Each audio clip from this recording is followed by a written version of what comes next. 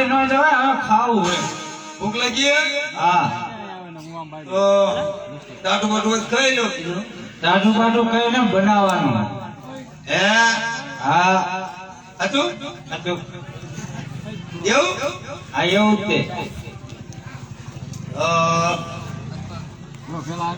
લોચા પડશે ને રોજા શું પડે, ગામ ઢોકળું હોય બધું લઈ આવવાનું.